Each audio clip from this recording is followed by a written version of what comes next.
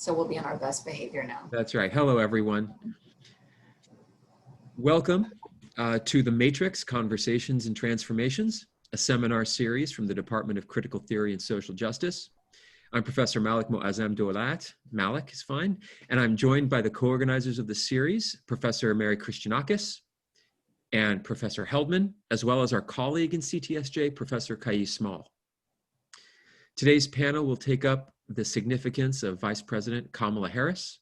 But first, a little bit about the series. The series focuses on pressing current events and seeks to connect our community with experts, scholars, artists, and the most effective activists in the field. You can register for upcoming events and access our YouTube channel, where you can watch video of past events at oxy.edu/matrix. This event marks the end of our summer series. But mark your calendar. We're moving to Thursdays at noon with a new set of themes in the fall. And we have a fantastic lineup for the fall. We hope you'll join us for your weekly fill of intellectual conversation and activist inspiration. The very first event of the fall series starts next Thursday at noon. And we'll be talking to grunge rocker turned academic and author Barrett Martin, who will be joining us to talk about the power of music for activism. That'll be a theme for the fall, and his latest project with Poet Laureate Joy Harjo of the Navajo Reservation. So please note, for today, we're using the webinar format, and that means you can submit your questions at any time via the Q&A button at the bottom of your screen. You don't have to wait to the end, and we'll be addressing those. And with that, I want to turn the program over to Professor Heldman, who'll be moderating the panel and introducing the other excellent panelists.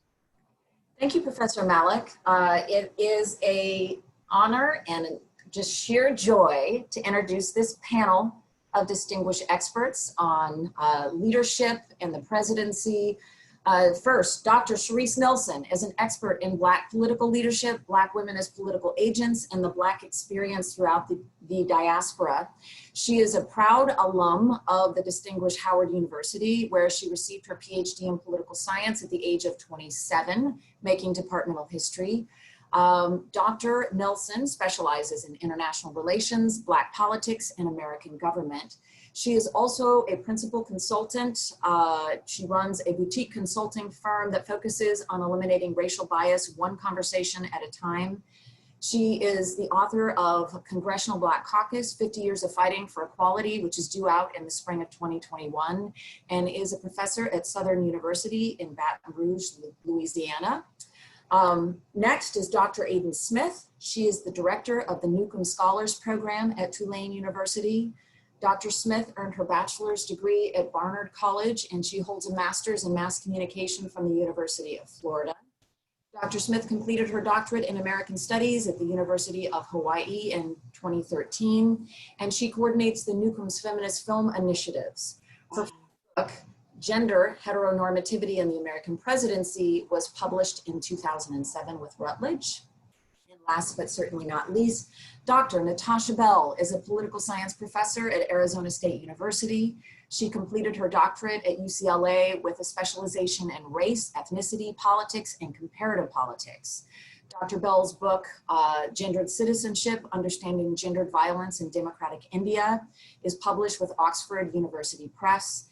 And last year, she was awarded the Outstanding Teaching Award at ASU, where she teaches global feminisms, feminist action research, navigating academia as a race and gendered space, comparative politics, the politics of India, and everyday forms of political resistance. So join me. I know you're all clapping, even though you're not on the webinar, for these amazing scholars. So let's get started. Dr. Nelson, we'll start with you. A question for you. In the joint address that Biden gave with Kamala Harris when he announced that he had selected her as his vice presidential pick, he said, quote, "This morning, all across the nation, little girls woke up, especially little Black and brown girls who so often feel overlooked and undervalued. Well, maybe they're seeing themselves in a new way as the stuff of presidents and vice presidents." Can you speak to this power of descriptive representation and the significance of Senator Harris on the vice presidential ticket? Absolutely. So thanks so much for having me. I'm really excited about being here. I'm originally from the state of California. So I have watched Senator Harris's career for a while now. I remember, and then I'm a proud alumnus of Howard as well. So to be here is just so exciting.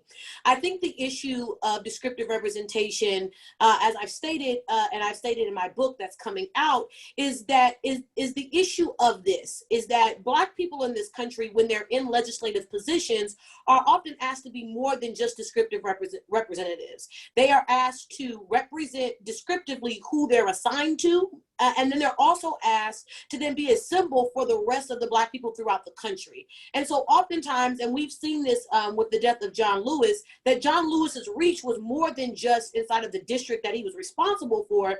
He was a symbol for Black people throughout the country. And so when he produced substantive legislation, and I think that Kamala has had an opportunity to try to do so as well, when he produces substantive legislation, it's the fulfilling of the circle when that representative has been all three at one time. And I think we often, when we talk about Kamala, we get excited or get wrapped up in the descriptive piece, but we have to understand that by being Black and in being that position, that she's actually doing all three at the same time. Thank you. Dr. Nelson, just a quick follow-up on that. So there's more of a burden, right, on Black representatives. Are there also different standards given that they have to serve different types of representation? Can you speak a little bit about maybe a double standard there as well? Oh, absolutely. I was on a podcast with a group of Black men last Friday where they were having this conversation about, is she Black enough? Right. And so there is this expectation, or there are higher standards. Right. And I would say that these higher standards are especially high when you come from mixed heritage. So we understand from an anti-Black perspective that the American conscience does a better job at digesting Blackness that's diluted. And because of that, oftentimes then Black people that do not have the privilege of dilution then feel that there's not a connection to the Blackness. And what I argued to Black men was that it doesn't matter, because if she was to be pulled over by a police officer, they would still see her as Black. And so when we get into this debate amongst each other about the Blackness, or playing the game of who's been oppressed the most, then it's a lose-lose situation that we're all in. And so I do think there's a to be more moral and more upright and more judicious or more gracious than anybody else, but also sometimes in your own community where you have to play this game of, am I really speaking to you, or do I just look like you? Thank you. Professor Behl, what is the significance of Senator Kamala Harris on the ticket?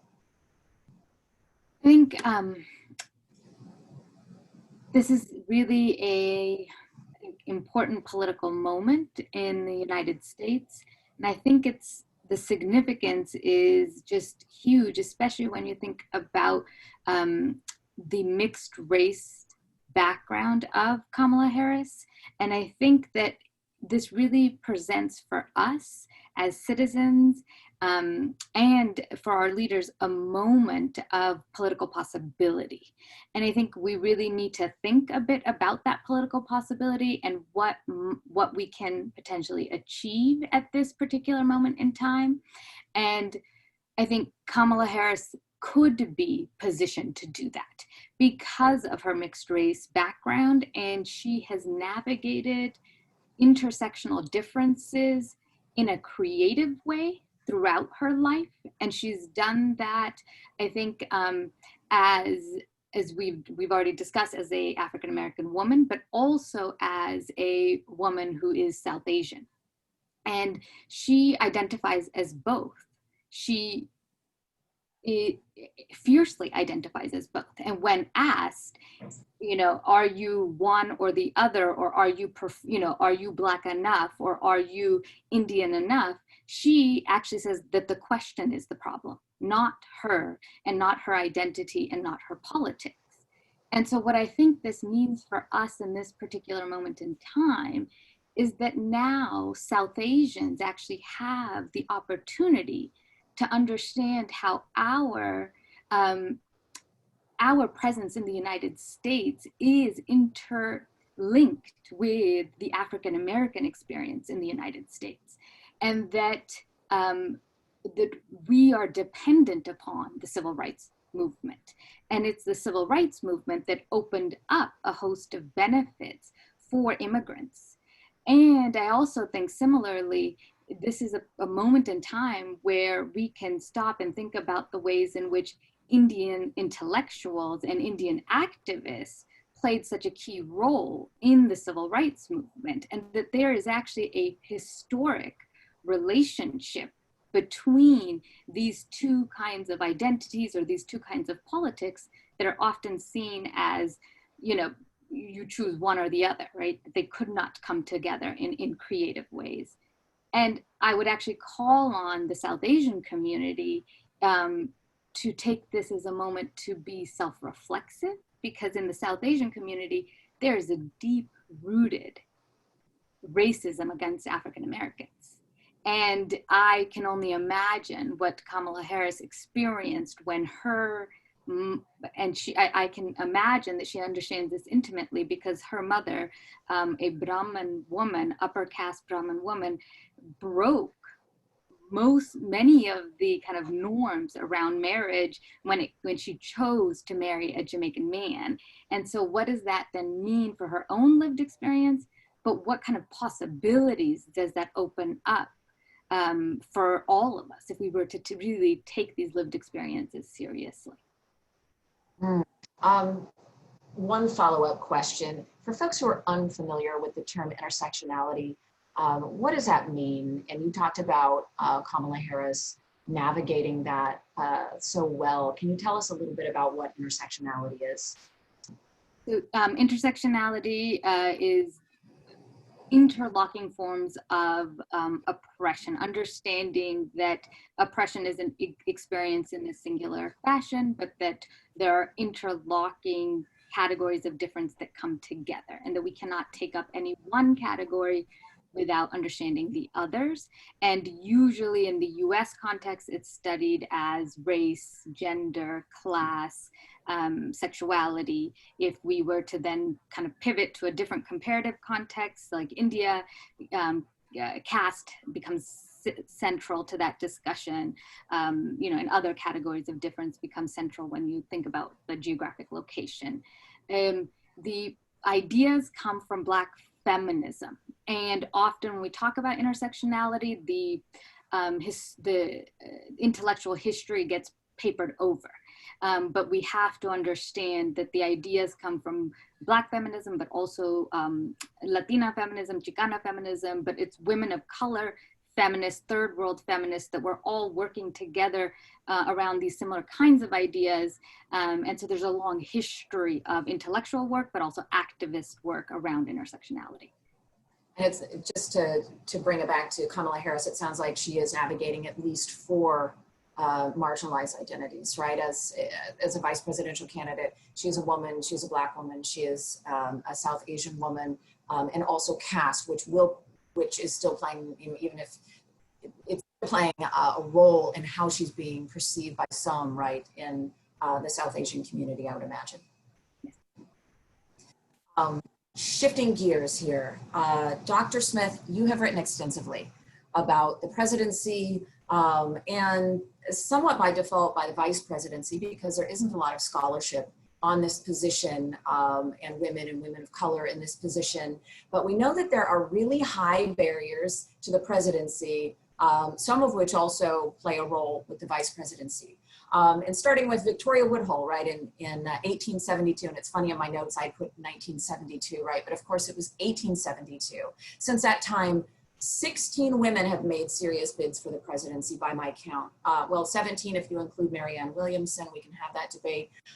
2 women have been put on the vice presidential ticket, right? We had Geraldine Ferraro in '84 and Sarah Palin with John McCain. I've argued in my scholarship that they were both put on as Hail Marys on losing campaigns in order to kind of spark interest primarily with women. But Kamala Harris is different, right? She's being put on a winning ticket. I'm hoping you can go through some of the barriers that women, and especially women of color, have faced when they run for executive office, when they get close to the White House. And are these barriers still in place, or are we in a new golden age of politics? Oh, I wish that were the case, that it was a new golden age of politics. Yeah, thanks for including me in this. I really, this is my favorite time of year as we're thinking about all of these things. And as we all know, there were more women included in the primaries this time than ever before. I think what makes Kamala stand out compared to Sarah Palin or to Geraldine Ferraro is that she sought the presidency herself, right? So there's no doubt that she wants to be in the Oval Office at some point, as opposed to occupying that sort of secondary help meet kind of narrative that Sarah Palin or Geraldine Ferraro did. So I think that she is unique in that way. We also can kind of see her dealing with the same double-edged sword of what women's leadership looks like that Hillary Clinton dealt with, that these other women that we've talked about have dealt with. When we think about the presidency itself, I argue that it is the most gendered political leadership opportunity in this country. And so when we think about what makes a good president, we think about potential, and what are the powers of the presidency? So the ability to appoint judges rarely comes into the discussion, but this idea about being the commander-in-chief, military might. And so we see folks like Eisenhower able to occupy that, Ulysses S. Grant. Up until very, very recently, military service had been almost required to make a run at the White House in ways that it's not necessarily now. But women were excluded from that opportunity for so many years. Decisiveness, we hear President Trump using strong over and over and over again, to the point that we could certainly argue authoritarianism that comes from him.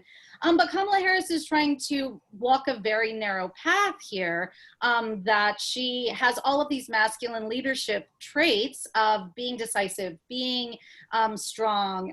When we look at what her positives are, is that she's great in debates. She puts people in their place. She does all of this in this very sort of what some would argue is a masculine framework. And yet, because she is a woman, she's also navigating the gendered terrain of, is she deferential enough? Is she attractive enough? Is she submissive enough to Vice President Biden? And so I think that we're going to see what that looks like tonight at the convention in some ways. But I think it was also very interesting, some of the speeches that she has made recently about her identity as a mother, for instance. And though she does not have biological children, she identifies as stepmother to her husband's children. And I wanted to make sure I mentioned this. She said at one point, my most important title is Mamala. And so this is a woman who's been Attorney General, who has been all of the Senator Harris, but that really trying to recenter within the American imaginary that she is a mother and I argue that motherhood is a way that female leadership is understood as acceptable and intelligible. So that we all have mothers that we can say, this is a person who is decisive and authoritarian and has all of these leadership qualities. And so for would-be presidential candidates to be able to access that cultural capital that comes with motherhood is hugely important. And we can see the different ways that Kamala Harris has tried to do that as well. Dr. Smith, you bring up this great, this debate with women's leadership, this like damned if you do and damned if you don't, right? That in order to be seen, especially as an executive leader, you have to be properly masculine because we conceive of leadership in very masculine terms. And yet the moment a woman is properly masculine in terms of her performance to be seen as a leader, she's then violating norms of femininity, and maybe motherhood is a way to pull back into that. And so that's a question actually I wanted to throw to you, Dr. Nelson. What do you think are some of the challenges that that Kamala Harris is going to face in this position that are unique to women, that are unique to women of color? So it's so funny that you are transitioning into this mom piece, because in my dissertation, I look at Hillary Clinton and Madeleine Albright, and I look at them as transformational leaders. And when I was doing the dissertation, I purposefully left Condoleezza Rice out, and I left her out for a few reasons. One, because she was not of the same party. Two, I didn't believe that she was a transformational leader, but more of a transactional one. And the third was that she was unmarried and without children. And so those were the three reasons I left her out of the analysis, because I truly believe that having children is a sticking point for women, because if you don't have children, there is a question about your femininity across the board. And I think that being a stepmom is not something that is, I don't think being a mother is foreign to Kamala. I do not think it's foreign to her, but I think for many it is going to be a stretch as this stepmom. I think that she's trying to pull in on this capital, but I think that's going to be a stretch for her, especially in the Black community where she's not raising Black children. And so I think that is going to be a hurdle. I think the other hurdle that she's going to have, and I know that I've talked about this amongst my circles, is her lack of experience on the foreign policy stage. I think that was my only issue with her when she was running for president solely, was that you don't, many people said, well, Barack Obama did the same thing. He was a junior senator that ran for president and didn't have foreign relation bona fides. And I say, yeah, but he had Hillary Clinton to hire. She doesn't, right? And so I think there's going to be some challenges around that. I think this idea of her forcefulness, or this dancing this fine line, I think for some, for the Black community, right, and for Black women that vote at 90% rates inside the Democratic Party, it's going to be seen as a good thing. The putting the person in check, the neck whip, the snap, all of those things I think are going to be helpful. But I think that while it's helpful in some spaces, it's going to be hurtful in others. And so those are the things that I see to be distinct challenges for her, especially translating this intersectional experience. And I appreciate the professor talking about this cyclical nature amongst Asian Americans or Indians in particular, and the civil rights movement, because what I think we often forget is that King got a lot of his tactics from Gandhi, right? And so it's this cyclical nature. So I think that, the fact that she in many ways represents the full arc of civil rights. And I think that is something that I think that she needs to keep pulling forward to then detract from some of the other things that may be her challenge. Thank you. So let's bring that over to Professor Behl. Dr. Behl, you had talked about how this is really a moment of reckoning for South Asian immigrants to look at how the civil rights movement was so instrumental in gaining rights for them, right? What does this pick mean? Not that you can speak for a community, but what are some of the dynamics there? And what are some of the dynamics that Kamala Harris is going to face with the South Asian communities? So I think that one thing to keep in mind is that the South Asian or the Indian community, I think data is based on Indian, not South Asian, but the Indian community is the second largest immigrant community in the United States, just behind Mexicans. And that the Indian community in 2016, I believe, voted 77% for Hillary Clinton. And so I think for that community, and if we want to broaden it to the category of South Asian or Asian American, for that community, I think this is very meaningful to have Kamala Harris on the ticket and to have a recognition of the importance of this voting bloc. But what I also want to bring to our attention is that the South Asian community and the Indian community is not monolithic. It is divided based on gender, on religion, on caste, on class, on education, on when someone arrived, right, to the United States or how many generations ago. And the other thing that is present in this Indian community is a Hindu nationalism.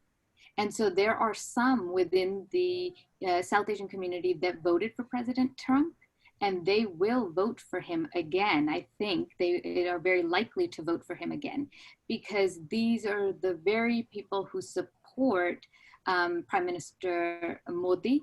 They're the very people who are supportive of the BJP and of Hindu nationalism. And so for them, they often see a parallelism between white nationalism and Hindu nationalism, because both are anti-Muslim, both are anti-Black, and you know, have a lot of shared kind of norms. And so we just need to keep that in mind as well when we think about the South Asian community and the kind of differences within it. But for those that are likely Democratic voters, this is a kind of phenomenal pick, and they see themselves in Kamala. And to see Kamala with her mother in a sari, you know, and just to see her ease within the Indian community and with the norms and the cultures and the food. I mean, for them, it is very much a meaningful and powerful, I think, choice. Okay, so there's likely going to be the role model effect, right? Where you see people who look like you and then you want to do that too. Dr. Smith, I know that going through a full history of this, not to do a full history, but who are some of the prominent women who've come before, not necessarily running for the presidency, but perhaps some who have done this, right? Who have broken barriers, who have gotten us past some certain bias we may have had, who have inspired, you know, generations of little girls, little brown and little Black girls, perhaps, to seek public office. Well, my first response is Shirley Chisholm, of course, and who tried to get on the Democratic ticket in 1972, but just was unapologetically Black, unapologetically feminist, unapologetically an advocate for the poor, and really, you know, she's sort of been retrieved by popular culture recently. If anyone has watched the recent Hulu series called Mrs. America, problems with some of that representation, but I do think that Shirley Chisholm's voice is still with us in many ways, and what strikes me is often that at least my undergraduates have no idea who she is, have never heard of her. I think it depends on what part of the country they're from. She was a representative in Congress from Brooklyn, and so she is more well known from folks from the Northeast. But she, you know, obviously she did not get to the top of the ticket, but it is those first steps that are what lets all of us know that someone has gone before us and has tried. While Geraldine Ferraro certainly did not, you know, the losing its ticket in modern presidential history, she was out there doing the same kind of work in different ways, was a mother of young children. And while we certainly look at Sarah Palin and many problems that she brought with her candidacy, she was out there as well as the mother of young children and really talking about some issues that spoke to conservative ideals that hopefully, you know, will inspire women across the political spectrum to run. So sorry about that. I think also, you know, we cannot forget Hillary Clinton. You know, only though four seeming long years ago, and of course her first run in 2008 as well, Hillary Clinton did put a lot of cracks in that ceiling. And though, you know, it's interesting to me that she is certainly seemingly, I think, appropriately absent from a lot of the discourse in this particular moment. But I don't think we would have seen as many women vying for the presidency. We wouldn't have had an Amy Klobuchar without Hillary Clinton. We would not have had potentially an Elizabeth Warren without Hillary Clinton. And so those are some examples that I hope will be remembered by all of us as we're looking at the path that Kamala Harris is forging right now. Professor, oh, please, Dr. Nelson. If I could, I think there's a huge, I think there's a shared tie between Chisholm and Clinton, right? And I think there's a shared tie in them because I think both of them recognized and understood that they were laying the groundwork for something bigger. And the reason that I say that as a Hillary Clinton scholar, somebody that studied her, many people don't remember that after the Obama presidency, or after she ran against him, she was really done. And I think people forget that she was really done.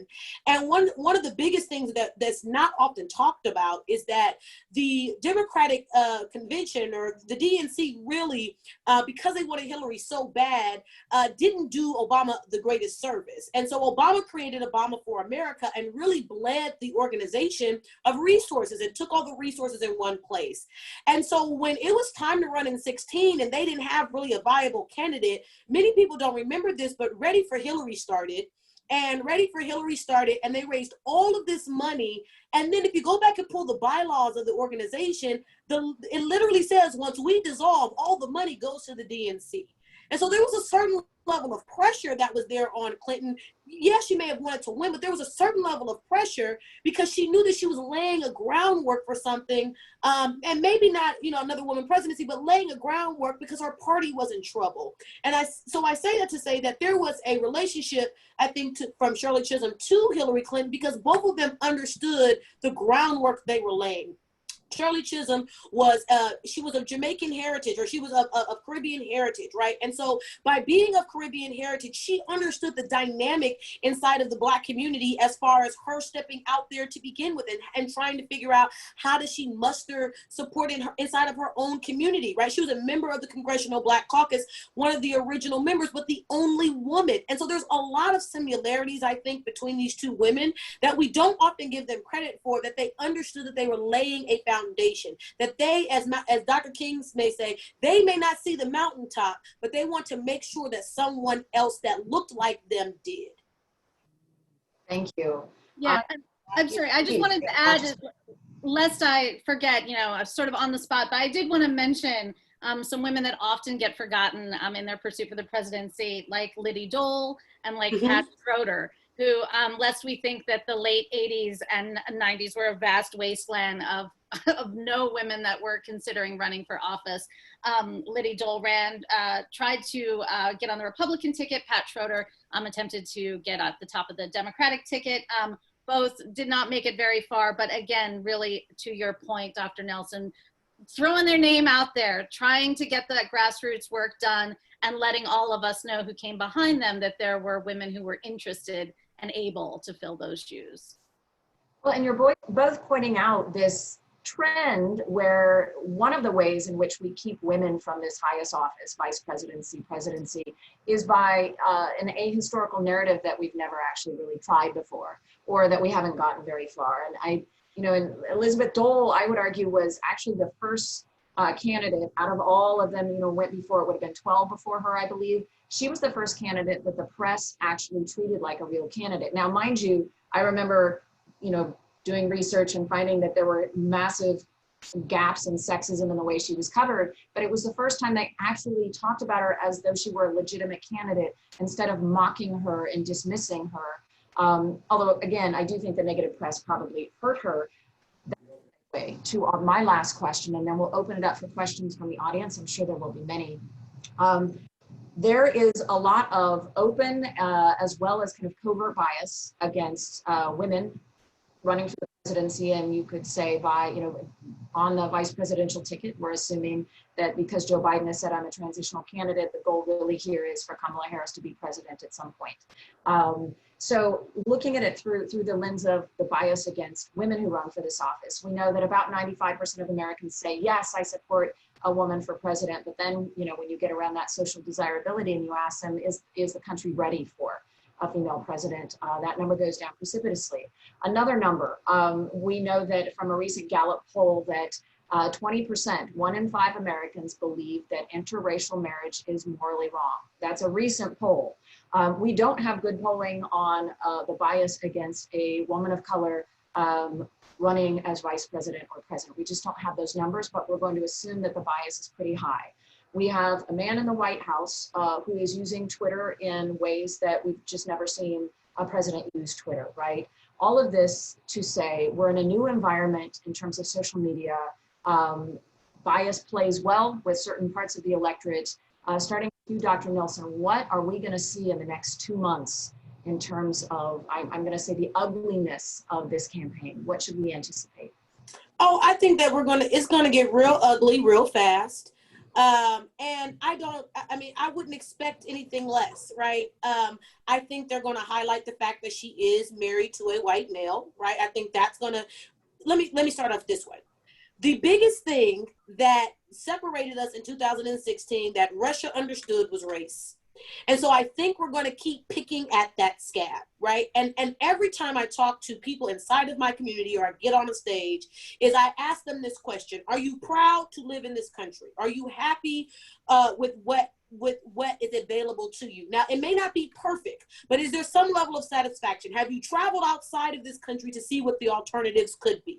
Okay, well, if you've done these things, then understand that there are foreign adversaries who are prepared to highlight the very thing that gets under most of our skin, which is race. And so when we're having these conversations, know that this is not necessarily your friend down the street or the person in Iowa. This may be a bot in a farm on Russia that's pushing out ridiculous tweets or ridiculous stories that you are consuming and then thinking that are true. So that's where so when we get to this piece about social media and what we're going to see, I believe we're going to see an all-out offensive, and we're going to keep continuously picking at this scab at race. And that's why I'm so serious about the diversity work that I do as a consultant, because if we cannot get over this hurdle, if we as Americans have to relitigate this every generation, we are no longer going to be the leaders in technology. We are no longer going to be the leaders in innovation. We're just not. If we have to relitigate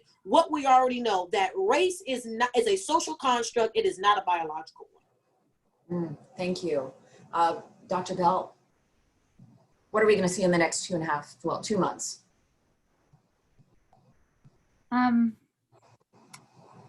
I want to be more hopeful, and maybe that's naive, but I think you're right. You know, the attacks will be there because that is that is how President Trump operates. What I think we need to do is to anticipate those attacks, know those attacks are going to come, and understand that right now the stakes are just too high. Democracy itself is at stake, and I think and citizens' lives are at stake, and we are dealing with a public health crisis. We are dealing with an economic crisis, a racial crisis, and a political crisis. And if we do not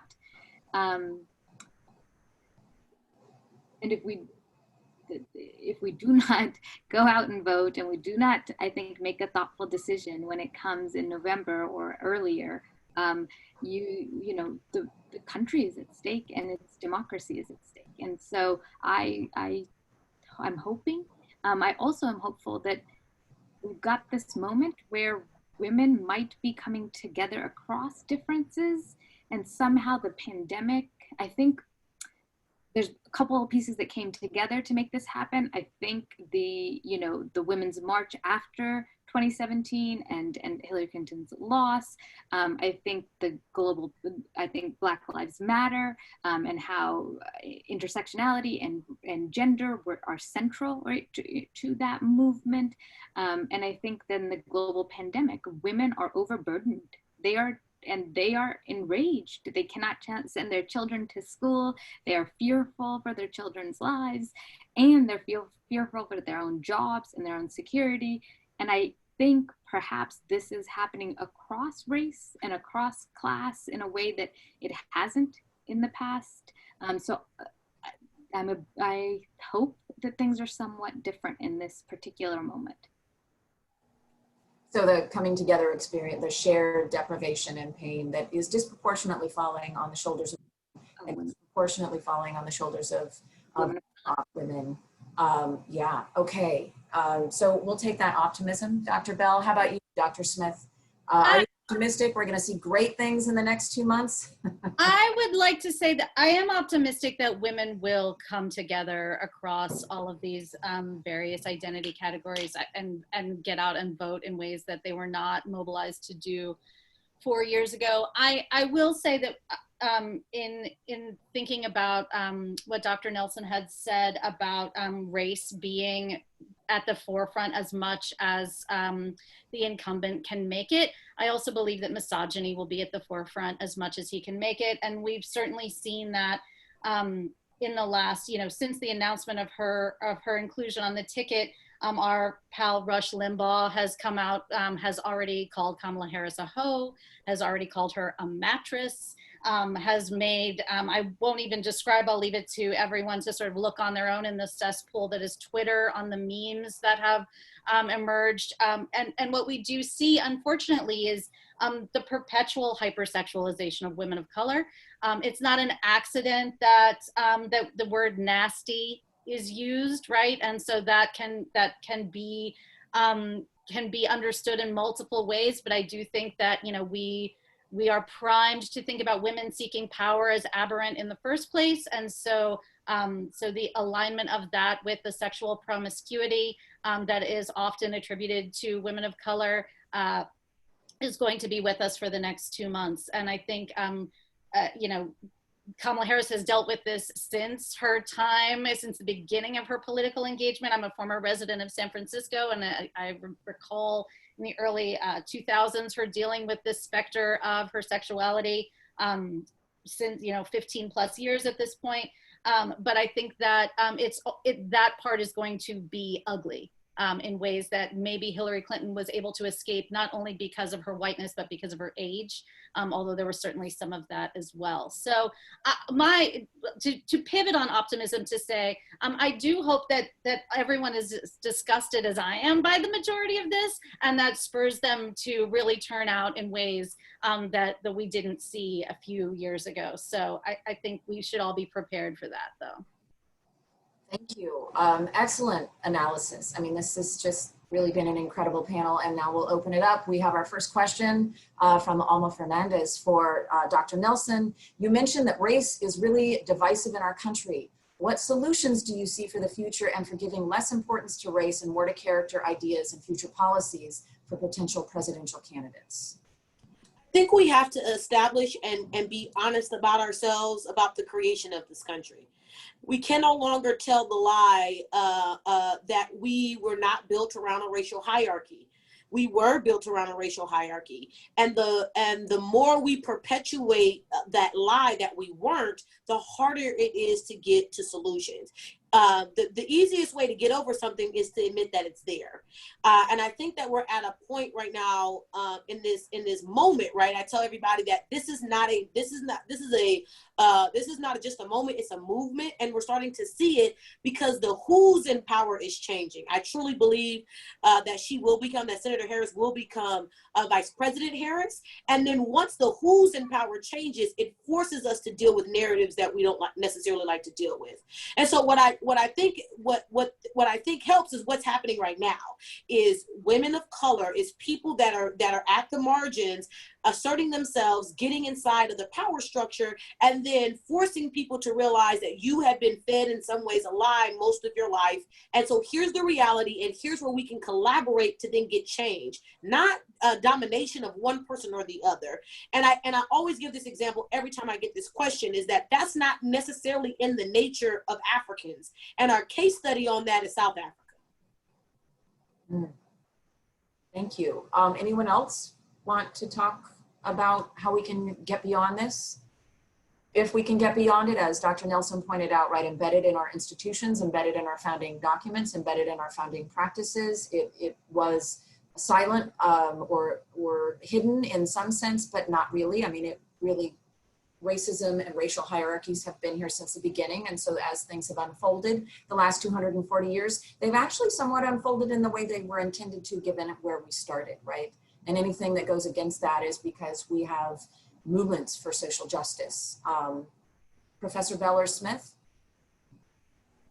I think the institutions reflect the society. And so, you know, I think, and we have to keep that in mind. And I think the way often as for students who think, well, how do I make a change now and here and at this moment? And I often say to my students that we can choose to relate to one another differently. And even if our institutions don't yet reflect that, we can choose to relate in a more democratic fashion, in a more egalitarian fashion. And so what are you doing, you know, in how you relate to your family, to your, you know, within your activist group? What is, how is that organized, and what could you do differently that would start to challenge some of these things? And I think, you know, that's something that you can do and that is kind of concrete. Thank you. Professor Smith, there is a question, I don't know, I think I brought this up, but you are better qualified than I to answer this. Why, can you describe why the Biden-Harris partnership is a winning ticket as opposed to Hail Mary? This person, Ricky Lang, is noting that this is great content for conversations with conservatives. Well, I mean, on the one hand, I don't know that you need to be a scholar to know that the last 3.5 years have been really bad for on a number of levels. I mean, I think that, you know, when we go to the poll to vote, we're oftentimes looking for change. That's how Donald Trump got in the first place, with this pushback against the status quo. And I think that, you know, I reckon with this myself. When the primaries afforded us this wealth of choices, why did the Democrats choose Joe Biden? The oldest, whitest, you know, most sort of mainline kind of candidate that you could go with. I think folks wanted someone that they perceived as electable. Bernie Sanders was not perceived as electable because of his age, because of his recent heart attack, because of the fact that he's a socialist Democrat. Joe Biden has this, for better or for worse, framework of electability. And so I think that for those of us who wanted something more out of our candidate, out of the Democratic Party, and I count myself among them, I think that Kamala Harris helps bring us on board as well. Helps us get there to be okay with this ticket, because it is not, as we've sort of alluded to, this is not just voting for her to be the vice president of the United States. To me, it is voting for her to be the next president of the United States, because Joe Biden is 77 years old, because we have an evidence of folks who served as VP becoming president eventually. And I don't have those statistics right off the top of my head, but there's certainly, like, that's the pathway, that's where we're going. So if, for those of you who are, you know, skeptical of Joe Biden's record, and he has some problematic history, particularly with Black women, if you want to look at his track record with Anita Hill, all of that can certainly speak for itself.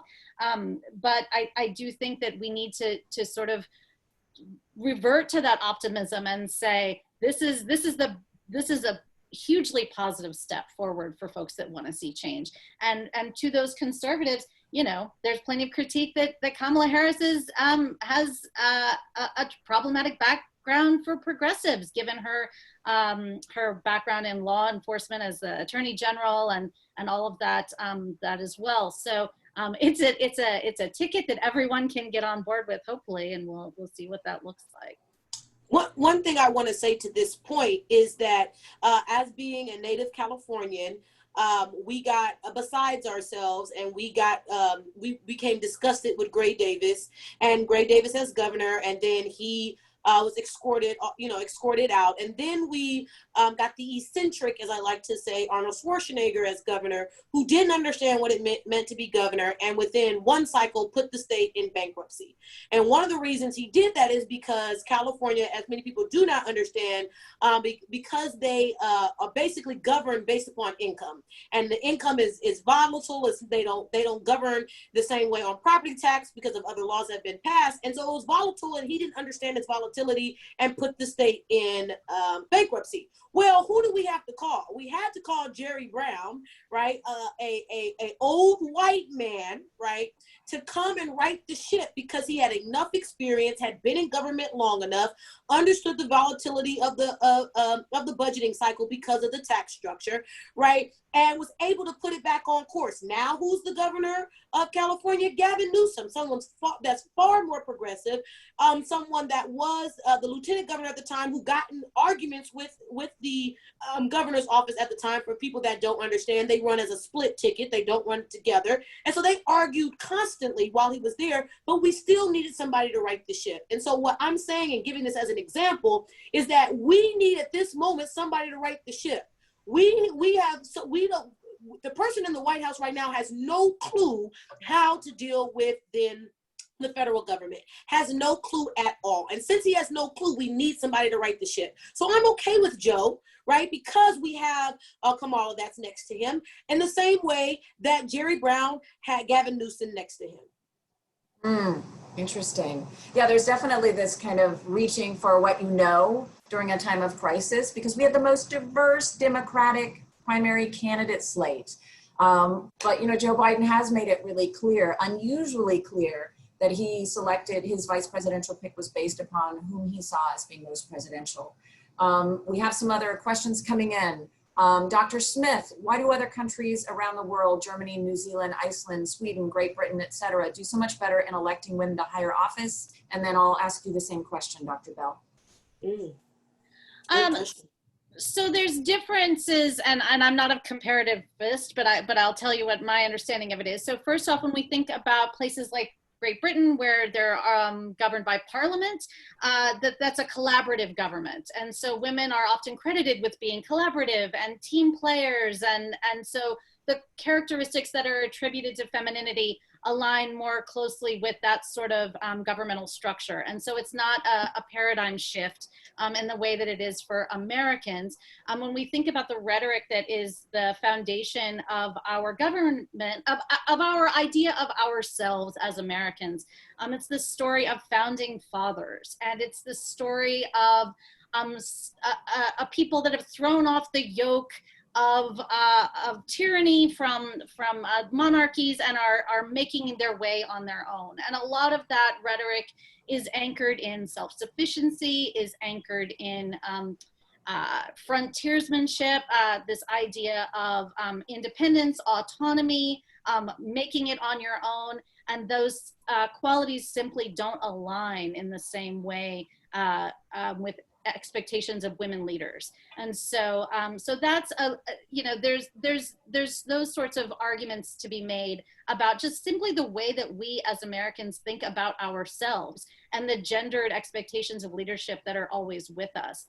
It's not just the presidency, although that's certainly the topic of discussion and the most glaring, but women are underrepresented in the House of Representatives, within executive leadership office, as governors. I am actually interested, I've studied the presidency for the majority of my career, but I'm really interested right now in what's happening with our mayors of America's cities, largely predominantly African-American mayors who have this executive leadership, who are navigating unprecedented crises, both with COVID-19 as well as protest, social unrest and protest in their streets. And so we're able to see in Atlanta, in Chicago, in San Francisco, mayors, Black women who are making decisions on the ground.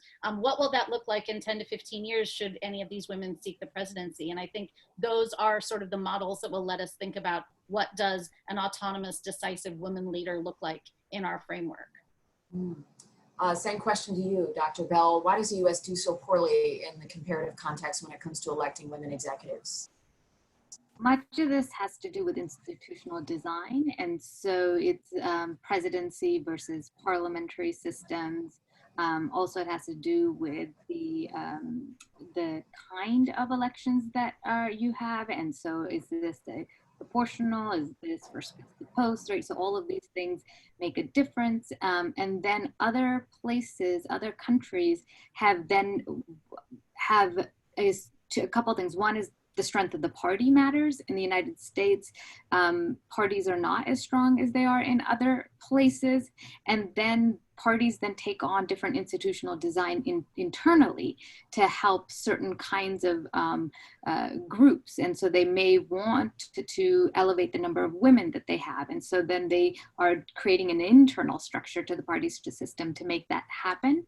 The other thing that often happens in other nation states is that there are quota systems put into place, and we don't see anything like this in the United States. And so, for example, in India, you do have a quota for when it comes to gender and to caste, and so it's called a reservation system. And so a third of the parliament has to come from a scheduled caste or Dalit background. In India, they haven't had the same success with gender at the parliament level, but at the panchayat level, at the local level, a third of local leaders must be women. And so a lot of this does have to do with institutional design that helps you get past that initial barrier that is such a barrier to entry, because there are such intersecting forms of oppression that women and lower caste women or women of color in the United States are experiencing.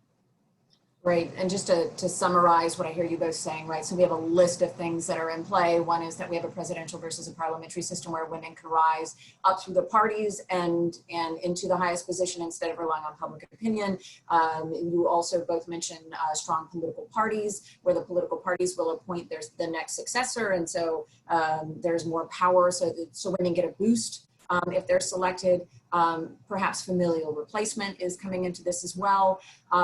We have time for one last question, and it is a really good one because it's one that 3 people have asked in different ways. And I will give you some different incarnations here.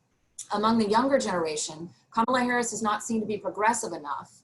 How will young people vote in this system when they don't feel that the ticket is particularly progressive? And then this question is also asked in other ways. How do you respond to activists and colleagues on the left who are vocal about their discontent with the ticket? And then there was a third question. Do you have any thoughts on the cancel culture facing political candidates like Joe and Kamala, who are sometimes perceived by Gen Z as politicians who won't actually change anything? So we'll start with you, Dr. Nelson. Yeah, so it's just so funny that you said that, because this is the exact conversation I had this morning inside of class in American government, right? And my bullhorn that I use to Black students in particular, because I'm at Southern, so I'm teaching Black students, is if you make the decision not to vote, what you are saying to your ancestors is you don't care that they died for your right. And that is what I try to get students that are in my community to understand, that people have literally died for your right to participate. Now, you get to decide what you do when you get there, but participation should not be up for discussion. You do not have to be happy. You don't have to be, you can even frame it as voting for the lesser of the 2 evils, all of those things. But we have to remember that the United States is a baby country. When we do comparisons, we get in trouble because we are a little bitty country a little bitty country meaning in age, that's had a huge world impact. And we've had this world impact because we have been committed to be fighting for freedom in every generation. Do you want to be the generation that decides that fighting was too difficult and you sit this one out? And then end up with a system that you are then not happy or satisfied with. And so for me, it's not about the falling in love, right? Like I tell them oftentimes, we ask candidates to be Jesus. These candidates don't have to be Jesus, right? They just have to be someone that you can get something from, right? It's the idea of the art of the possible. Can you get anything from the occupant in the White House right now? Do you believe that you can get something from this ticket? Well, then that is what you should be evaluating when you go to those polls. Thank you. Dr. Behl. I think that we need to think about coalitions right now. And we need to understand that it is in this political moment, democracy is at stake. And I understand the concerns that the left has. I understand the concerns that progressives have. But I think to not participate or to pick a third party or to do something like that is actually harmful to our democracy at this moment in time. And I think you build the coalition and you do the work within the coalition. And so you push Kamala Harris and Joe Biden towards that, those ideas, and push them left from within the coalition rather than exiting the coalition altogether, because that then harms all of us, I believe. Thank you. And Dr. Smith, you have the last word.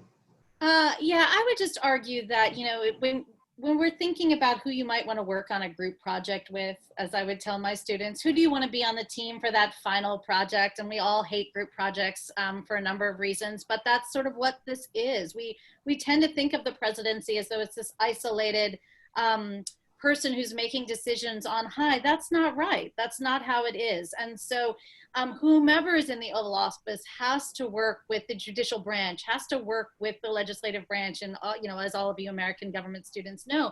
But who do you want to work on a team with? Who do you want to be with? They're not always your best friend. They're not always who you want to be a roommate with, but who's going to get the job done in the closest possible way to what you would do. And so if you can ask yourself that question, and who are the choices, and who's the most likely person to be able to bring that to fruition, that's the ticket that you should vote for. Thank you all. It has really been an honor to be in the same space with these brilliant brains. We will be sending out an email with their latest books, their latest research, anything that they recommend, resources they would like to share. So hopefully we will see you all next Thursday. But before we leave, let's give the virtual clap to this incredible panel. Thank you for taking the time today and illuminating this ticket. All right, everyone. Thank you so much. Have a great one. We'll see you Thursday and we'll follow up. Thank you. Bye-bye.